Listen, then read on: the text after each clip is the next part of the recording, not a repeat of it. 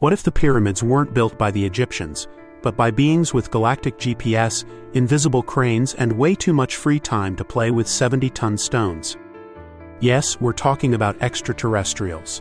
And before you say, "That's crazy," hear me out, because today we're diving into 10 historical mysteries that have zero logical explanation, the kind that make archaeologists stop and go, "How did they do that again?" So if you're one of those people who believe there's way more between heaven and earth than what they told us in school, stick around till the end. Because what you're about to hear is basically an X-File but with hieroglyphs. Hit that like button right now if you've ever said, "Aliens did that," and subscribe for more history mysteries served with a side of humor and a sprinkle of brain-melting wonder.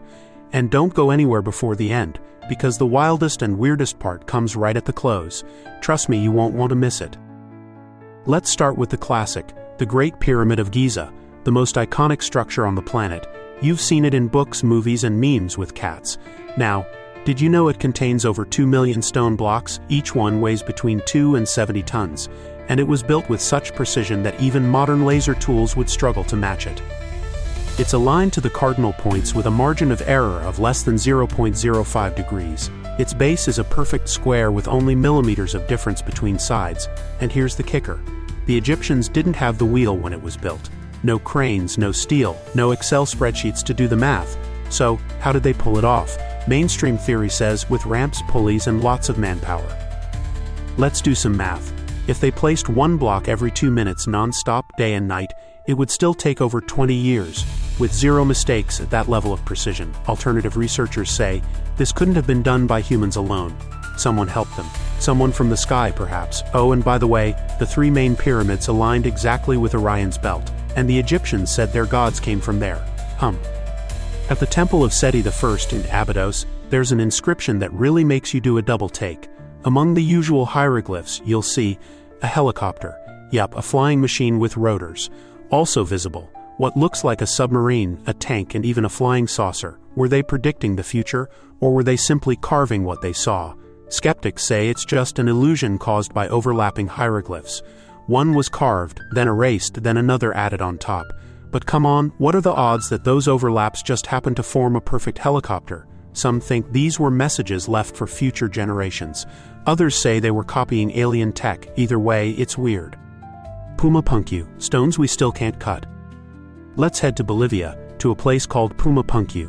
There you'll find stone blocks that look like they were 3D printed by giants, but carved over 1,000 years ago. The stones are made of andesite, a rock so hard that modern tools struggle to cut it. Yet here we have flawless cuts, perfect right angles, holes drilled with machine-like precision, and interlocking blocks like stone Legos. There are no tools from that era that can explain how this was done, and some of the stones are scattered as if the site was blown apart. A failed experiment, ancient tech meltdown, or did someone misfire the anti-gravity beam?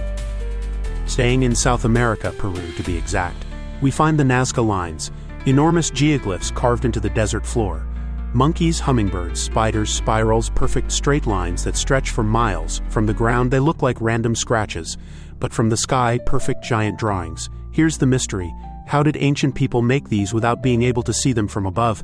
They were made over 2,000 years ago, with no airplanes, no drones, no hot air balloons. Some think they were ceremonial symbols for gods. Others believe they were landing guides for visitors from the stars. Either way, it makes you want to rent a drone and figure it out yourself. Also in Peru, archaeologists discovered elongated skulls, very elongated ones. Some were 25% larger than typical human skulls, with different bone structure. Yes, some ancient cultures practiced head binding to alter skull shape, but these skulls from Paracas, they have fewer sutures, and the structure is totally different. In short, they don't look human. Some scientists say it's a mutation. Others say it's a lost race. And of course, alien fans go, well, there's your proof. Let's go to Africa.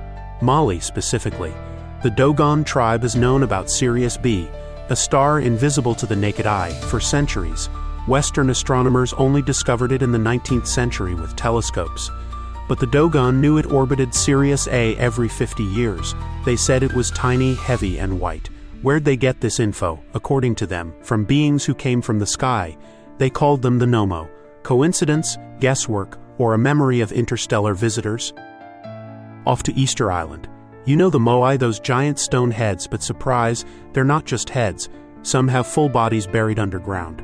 They weigh up to 80 tons and are scattered all over the island. How were they moved?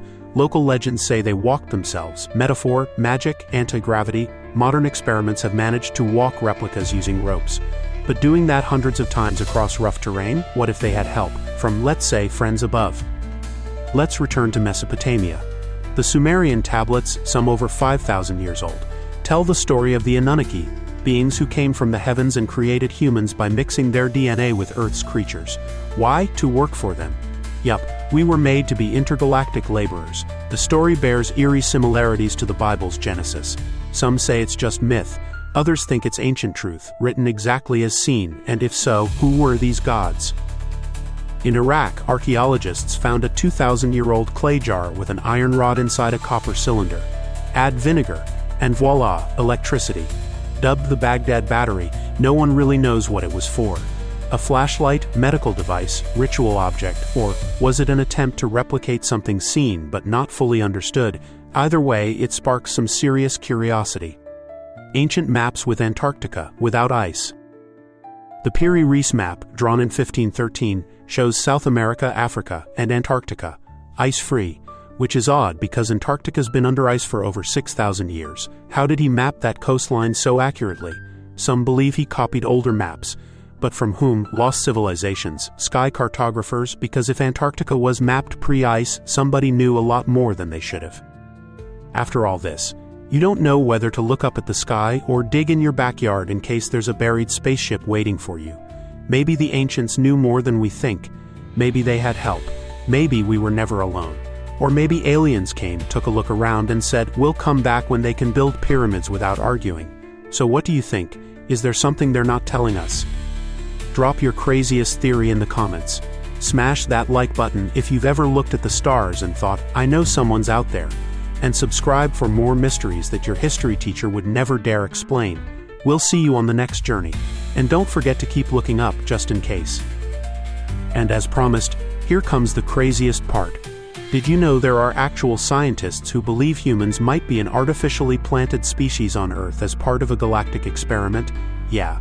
According to this theory, we're basically the aliens' lab cats, but that we'll save for the next video.